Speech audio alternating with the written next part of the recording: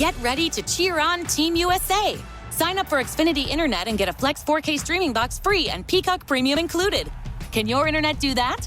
Restrictions apply. Not available in all areas. Peacock subscription required. Xfinity, proud partner of Team USA. What do you know about Dr. Dunch? Based on the unbelievable true story. I can't make sense of this. Dr. Death. Dunch has 2 deaths that we know of. Starring Joshua Jackson with Christian Slater and Alec Baldwin. I am going to fix you. All episodes streaming now, only on Peacock.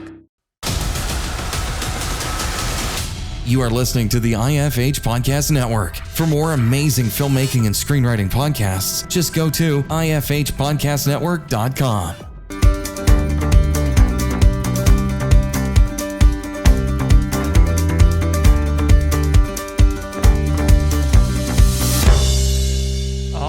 Welcome to the Successful Screenwriter Podcast, where we discuss anything and everything screenwriting. Here we interview successful screenwriters and filmmakers to find out just what it takes to make it in the industry.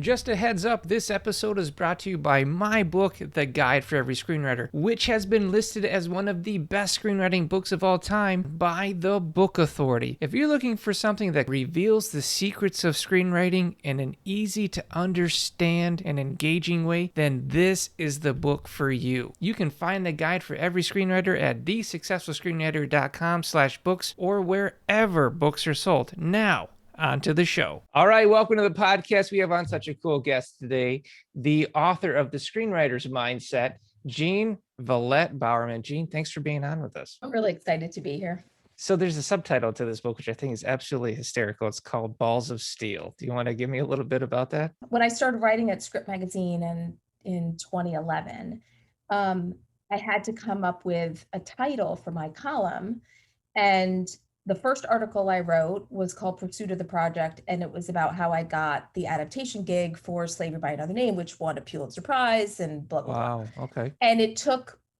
Balls of Steel. And that line came up in the article when I was writing it. And I thought, you know what? That's the title of my column. That's and awesome. So my column is called Balls of Steel.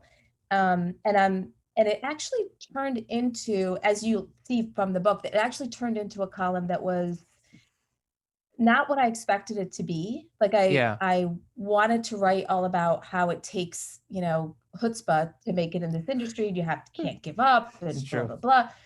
And it turned into sort of like a lot of really personal takes on stuff. Like I decided early on that I was going to just be super honest about everything and not gaslight people.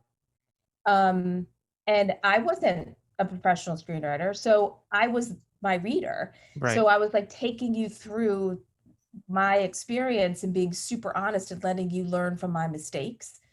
And it was a lot of fun that way, I think it's great. I think the honest approach you have to it, it has a bit of charm to it, and it really resonates with the reader. And seeing kind of you go through that journey is really amazing, because there is a lot of gaslighting, or even the opposite of negative bullying in the industry. And these are all things that I've personally kind of had a mission to fight against. And so I have a comfort finding your work and seeing everything that you're doing. Yes, this is somebody who gets it and is legit. Now, we just got a little bit of your origin story. I like to get my guests' origin story. So if you want to, briefly build upon that and what kind of brought you into the path of screenwriting, to Script University and to Pipeline, I think our listeners would love to hear it. Yeah, I mean, my path was sort of different. I went to Cornell Hotel School. I ran a motel and restaurant for 15 years. I didn't have this. I didn't get an MFA. But when I was 19 and I was at Cornell, I was taking a writing course, and my writing instructor took me out to lunch. And this was when quiche was cool. And it was cool, really? It was in the 80s. It was cool. and so with big hair, I probably have a picture of myself like that too. That's awesome. But he just said to me, what the hell are you doing at the hotel school? You're a writer, you need to be a writer. And I remember looking at him aghast and just saying, why would anyone want to read anything I have to say? Like, I was so insecure. And my dad was a writer, not professionally, but like, well, I guess he was. He wrote a column in our local newspaper for That's $10 awesome. a week. No, that's cool. And he always wanted me to be a writer. Oh, wow.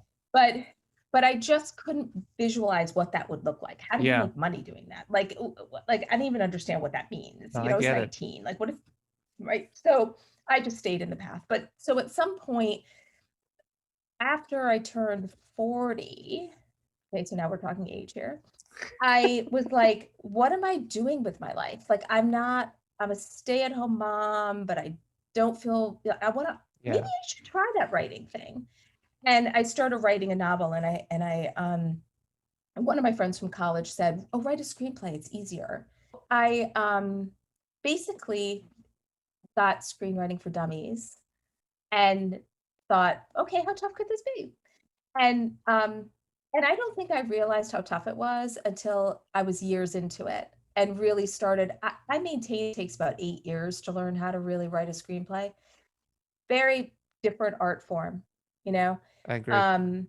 Yeah. And so in that course, I sort of, got this adaptation gig, and then Script Magazine found me and asked me to write for them. And then I Awesome. ended up running Script Magazine for 10 years. And so I got so caught up in the business and making money, like as a job, that my writing, like I would still do my writing and stuff, but it was so much harder to focus on it. I write articles, do interviews for Pipeline Artists, which is where I work now. I have a question for you because you led me into this segue. It's really about balancing writing and life, because I'm terrible at this. I'm going to come out and say it. I'm awful at it. Running WeFixYourScript.com and the Script Summit Screenplay Contest, and then this podcast and my book, and like I have all of these different things, and then I'm still doing screenwriting and working with clients. Time for me disappears in an instant, and it sounds like that was something that you were kind of dealing with when you were at Script University. I don't know if you're dealing with it now. I kind of want to ask you a question. Don't you kind of find that the more ideas you come up with even more? Like, I almost feel like when you're a busy person, coming up with all these other things I want to do too. So it like makes it even harder, I think right now I'm in the act of pruning because I've run out of time, and I still have to balance family with it. So I think I love the old saying, if you want to get something done, give it to somebody who's busy. Because they'll work it into their schedule and they'll get it done. And I think that's exactly true. So I'm at the point now, Jean, where I'm looking for interns, and I'm dead serious. If you want to be involved in this show, if you want to be an intern, contact successfulscreenwriter@gmail.com, or you can even click the contact button at the very bottom of our website on the footer. I am not kidding. And I will interview you because I'm that busy now where I have to bring help on. But I think that's a good thing. Yeah. And I'm always haunted by this. I say yes too much. I'm on town committees, and I'm like, I definitely take on way too much. Oh, wow. But then I get tortured with this thing my father used to always say. What? A Valette always keeps their promise. So okay. That's painful to live with, because if I've said yes, I will do something, I can't wrap my brain around saying, okay, I'm tapping out. I'm with you. Yeah. And when I'm on a committee and other people start tapping out, I'm like, what are you doing? Last woman standing. Even if it means I'm burning in hell. Now, do you ever resent saying yes then? Okay, so here's the thing. When we talk about balance of writing and life and your art, whatever, what I try to do is when somebody asks me something, I ask myself before I open my mouth and just say yes, I ask myself, if I say yes, will I resent this? And will I resent this person? And because I specifically don't want to resent the person who asked me, you know, because then that's just now become a toxic relationship. Right. You know, nobody Yeah. needs that. You're absolutely So right. yeah. So I tried to take a breath, a pause. The other thing that might be good for people with a disease to please, because I find a lot of artists have that. Give yourself the 24-hour rule. You don't have to answer right away. Say, I'll get back to you tomorrow. I've got to look at my schedule, whatever. And then it's okay to say no. Like, no one died from hearing the word no. Like, it's okay. The disease to please. I love how you put that, because that is very true. I find myself pushing myself pretty far to how I get people email me, or they'll try and slide into my DMs from, I'm not kidding, around the world asking for help. And I want to help people. I'm not the guy that's just doing this for, you know, fame or notoriety or money. I'm doing this because I want to help people. So I have, and I get to talk with people. I just like this little free consultation thing with people, but it gets to the point where it's like, okay, you know, is this too much of my time? Am I going to start resenting this? And so I have to keep it in check. And that's when I start going, okay, I'm going to cut down how many hours I offer, how many days a week, because there is an element of self-care that I think we as screenwriters with our screenwriting spidey senses tend to get lost in. Yeah. Yeah. And I think, and you know, one of the things we do at Script Pipeline is we do these little 15-minute free calls with writers. Yeah. But it's 15 minutes, like hard stop, 15 minutes. So I think if you can find, I think writers really love helping other writers just intuitively. I think, you know, I really haven't met a lot of holes. Like, can I swear? Can I swear on this? I guess we are now. Okay. Okay. I'm sorry. I really haven't met a lot of selfish writers. When I learn something, you know, if I've made a big, huge mistake, I'll write about it and tell people, like, don't do this. Yeah. You know, because when you remember that moment when you wrote your first script and you typed fade out, you know, and then you're so excited. Like, I remember I printed mine off. It was warm from the printer. I'm holding it in my hand. I was so excited. And then all of a sudden I was like, now what? Now what am I supposed to do with this? You know, like, so I thought to myself, there's a million people out there asking that same question. Right. So maybe the way I did, and I also believe there's no one way to break in. Every single writer who broke in had their own path. Yeah. And especially the way the industry is now, it's changing so much that no one can sit there and say, you must go to film school. You must do A, B, C, and D. Yeah.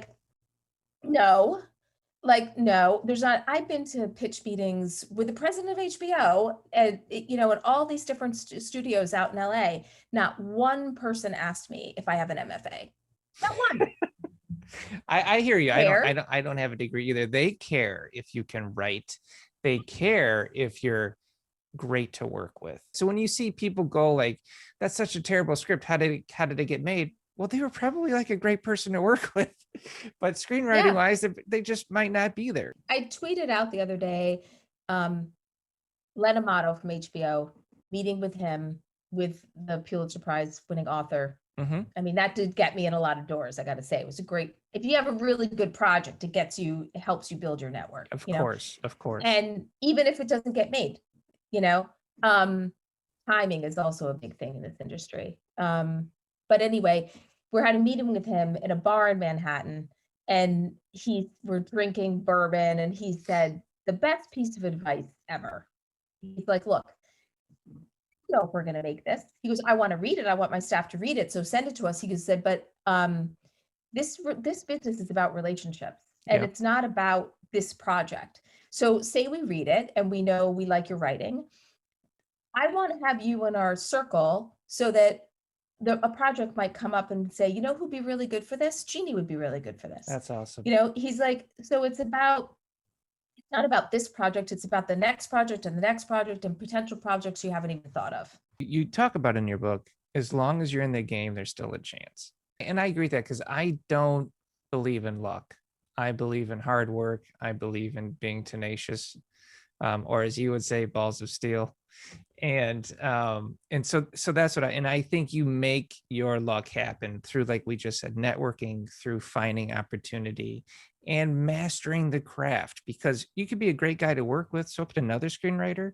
But if your work outshines theirs, then you're already guaranteeing yourself a better place in someone's mind. When I was doing the book, it was a compilation of a lot of my articles, and then I wrote a few extra ones, but it was really interesting to go back and look at 10 years of my life of writing, and was I really where I wanted to be as a writer? I mean, professionally in my day job, I am. I Right. super love working at Pipeline, because they're like you and me. They're very much all about helping writers. Yeah. And literally never, like, it's really about that. And so when I was looking back and putting these articles together to compile the book, it made me kind of realize I need to find that balance. Like, I need to, giving advice and helping people is great, but at some point you have to help yourself. Yeah. And I think you're right. that's when I made the decision. Yeah. That when I put the book together, that's when I made the decision. I'm not following my own advice. And I need to now decide what I want as a writer and what I'm willing to sacrifice to get it. Isn't that something? I mean, Yeah. the fact that you're self-aware of that is beautiful, because that it can feel against our nature, especially like you said, we want to help other writers because we know how brutal this path is. Mhm. When I first came into the game, it was over 15 years ago. And back then, like, if you wanted to get help on a chat board back then, people were rude, people were mean. They would tell you it wasn't worth it. They would make fun of your work and say it was garbage and say you never had a chance. I mean, and so then I paid somebody and they told me, well, you don't even have a chance in hell. And this was when I had a decent script, by the way, because you had mentioned printing off your first script, and feeling that, yeah, It's horrible. well, I did. I printed off my first script, ran out of paper because it's 226 pages.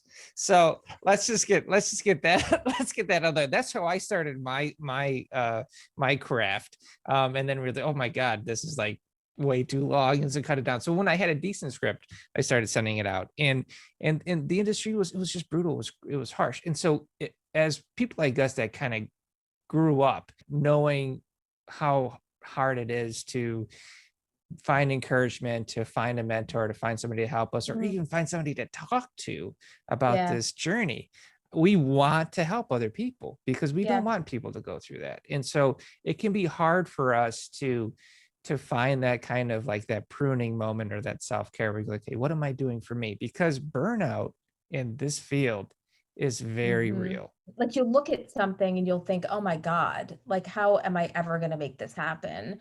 And sometimes you have to have just a little bit of blind faith and not like, you put the blinders on. Don't ignore what you know. Don't ignore reality. But sometimes you have to just keep going and not take no for an answer. Like, just keep, not in a stalker weird way. No. But yeah, I mean, no means no. Like, I'm not, but in this area of life, like, because somebody rejects you, like I said before, nobody died hearing the word no. So you just knock on another door. Like, because all you need is one yes. Tell me the difference then, because you mentioned this in the book, and I love that you're like, I don't know, somehow subconsciously walking me through all the questions I have. So tell me the difference between hope and faith. Hope is about expectations and faith is about belief. And I love that you quote this in the book, because I've never seen that anywhere. I mean, I have behind me dozens of screenwriting books. I've written one, and I've never thought about the difference between, a realistic expectation and believing in yourself. Yeah. I mean, I think I wrote that at a time when a dear friend of mine from childhood died of ALS. And wow. when I watched her, she just so blindly believed in me, just believed in me. And we would have conversations up until the point she couldn't speak anymore. And she would just be like, you're gonna be fine. You're gonna do this, have faith, Wow. have faith. And and that's that was just so powerful to me.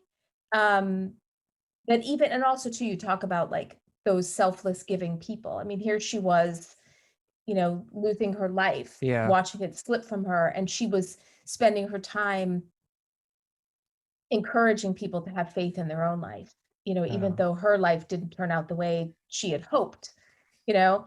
And we do have these expectations for our life, and I think it's really important that we have enough faith in ourselves that we don't give up on our own expectations, yeah. that we just say this is too hard. Hmm. There is nothing easy. The hardest thing I've ever done in my life is be a mother, and I would say the next hardest thing is trying to break into screenwriting. Wow. And because when I worked at Script Magazine, I also worked at Writer's Digest, and they have these pitching events, this pitch slam at Writer's Digest conference, which is awesome. I'm a huge pitching junkie. I love to pitch, especially those speed pitches, That's cool. because it teaches you how to pitch, and it also tells you you're getting instant feedback from a professional. Even though you're not going to, in screenwriting, you're not going to sell your script at one of these pitching events. This is literally for networking practice, and for yeah. practice. But at these novel events, you can sell your book at these events. Hollywood loves intellectual property. Yeah. So why not, if you've got a screenplay on your hard drive, no one's reading it, why don't you, if it would work as a book, why not adapt it as a book? Yeah. If you have a TV pilot, adapt it as a book, and then you can write a book series with the other episodes, and then somebody's going to be like, hey, I want to take your book series and turn it into a TV show. Yeah. I mean, you got to throw out all the nets. I love it. Create your own IP and leverage it. Right. Yeah.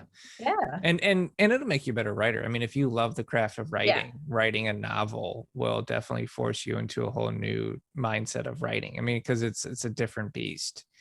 It takes a whole new skill set to properly write a novel. So I mean, that's going to be a whole new journey and adventure. But I also would say, just to tack onto that for a second, I also think that screenwriters specifically, you have such an advantage over somebody who's just starting to learn how to write novels, because you already know how to do a fast read. You know how to make the reader have to turn the page. You know Right. that you end the scene making somebody have to turn to see what the next scene is going to be, and you can write cinematically. And people now, when they consume novels, they don't necessarily want an 800-page novel. They want Okay. sometimes they want a novel that they can read in a day. Nice. So that's what your script is. So just elaborate on it, and then you can break the rules. You can go inside people's heads. You can write about what people are thinking, and you might really love it. No, I think that's fantastic advice. So again, you're leading me down my questionnaire because I'm in your head, Jeffrey. this is a little scary. All right, because my next question was developing your screenwriting hustle, which we've actually we've just dipped on, which is getting into, like you said, creating your own IP through a novel. But when people help you want to work twice as hard to make them feel it was worth it. And I think that is some amazing sage-like advice. Yeah. I mean, I know when people ask me for help and I give them help, and then they just ignore what I said and tell me they're going to ignore what I said. And I thought, Yeah. I'm not always right. Like, I don't have any problem with somebody saying, well, maybe you should try this way instead. Let's talk about it. But Yeah. if they're just like, oh, well, so-and-so told me this, so I'm not going to do what you said because I'm just going to do this. And it's like, but you've been trying that and it's not working for you. So so if you're going to keep, then that's the definition of insanity. Like, if you're going to keep doing the same thing over and over again. So when I've worked with people, I remember the first time, unknown screenwriter on Twitter, Unk Screenwriter, he read one of my scripts, and I didn't ask him to read it. He just reached out to me and said, I want to read this script. So I was like, okay, great. So he reads the script, and then he comes back and tells me a bunch of stuff that's wrong with it. And it's just, some of it is stylistic, this was early on. And he goes, do you want me to fix it? And I said, no. How am I going to learn if you're going to fix it? I'm not going to learn that way. I need to learn. And so I learned, and I fixed, and I sent it back to him, and I said, is this better? And he's like, you're the first person who's ever done that. That's awesome. Who's ever really wanted to learn. And so he kept mentoring me. Aww. And same thing with Doug Richardson, who wrote Die Hard 2, Bad Boys Hostage. Same thing. He gave me notes. He asked to read the script. He gave me notes. I was like, thank you so much. I'm so grateful. I mean, come on, who wouldn't be? So I was in the process of a rewrite, and I was taking notes from other people, and I did the rewrite. And then he said to me, aren't you going to let me read the rewrite? And he's like, I want to see what you did with the notes. And That's I'm awesome. like, well, I wouldn't ask you to read it after you've already been so generous. And then he read it, loved the way I took notes, loved which ones I listened to, what I didn't listen to, what I did with his notes, the note behind the note, that kind of stuff. And then at that point he was like, I want to send this to Tom Schulman. And it's like, okay, Oscar winner of Dead Poets Society, if he would like to read my screenplay, that would be awesome. I think I was going to vomit all day, that's waiting amazing. for it. But then at one point I'm on the phone with the two of them breaking story. I mean, all because, of how you appreciate what the advice they're giving you, and you're not expecting something, you're not imposing upon them. You have to respect the people who want to help. Since 2009, a group of friends and I, Zoe Sanford, Jamie Livingston, Kim Garland, and I had started Script Chat back in 2009. I'm the only one left doing it, but because I can't give up the pay it forward. Like awesome. I know it takes a lot of time. I do it every Sunday. But I think it's so important that people have that sense of community that doesn't cost them anything. Where can people find Script Chat? Where can people find you on Twitter? Scriptchat.com has all the transcripts since 2009. On Twitter, I'm at GDVB, V as in Victor, B as in boy. And we also do Pipeline Writers Chat on Friday nights from 5 Pacific time till whenever. And then Pipeline Writers is really for screenwriters. Pipeline Authors is for novelists. We do that chat Thursday nights, 5 to 7 Pacific time. That's pretty amazing. We're all over Twitter. It's like the writer's water cooler. It's such a great way to be connected and not feel alone, especially when you talk about balance. Yeah. When your family doesn't understand what you're trying to do. It's nice to have people who do understand. I think everybody needs to take advantage of this. If you're really out there and helping people, I think it's absolutely beautiful. I want to thank you for being on this show. I really did enjoy the book, The Screenwriter's Mindset. It made especially my therapy sessions. I thought it was awesome. I really did. It was honest, and you can't ask for more than that. And the amount of vulnerability that you provide and allow people to peek inside of your mind. It's something that I try and do with my blog posts, because it's important for writers who are up and coming and learning the craft to see that other writers who have quote kind of made a mark within the industry are human, have their own struggles, have their own, imposter syndrome or whatever it is, or what you call it, pleaser vision. We all have our issues. And so it's important for them to see that as well, because I think it helps along their paths to realize they're not alone. At pipelineartists.com, which is the editor-in-chief of that site, the thing that I love about that site, we just launched it last March, is that it literally is like the whole thing is like balls of steel. Like it's awesome. All of our writers are super honest about their experiences and what's happened. And I think that's how people learn. It's like you want to also feel like you can relate to them and relate to what you're reading. And because some of these people out there on social media who are advanced in their careers make it seem like if you just do this, you're gonna make it. And it's go back and remember what it was like for you to write that first crappy script. Like, like that was a masterpiece. You don't even know. So it's like, just be honest about that. Say like, yeah, I had to learn, I had to do this. And there's a lot of people out there who do that, who are super honest and really professional screen editors who are really generous out there on social.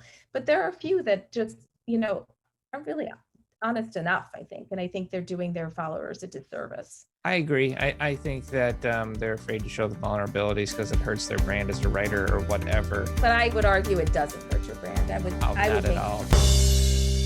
Thanks for listening. If you enjoyed this episode, please subscribe and share in your social media where you can tag us at The Successful Screenwriter. In South Dakota, we're looking forward to exploring new roads and wide open spaces. When you're ready to travel, go great places. Learn more at travelsouthdakota.com. In the fight against COVID-19, testing offers another layer of protection in addition to vaccines. Go to vdh.virginia.gov and search by zip code to find a free COVID-19 test near you. A message from your Virginia Department of Health.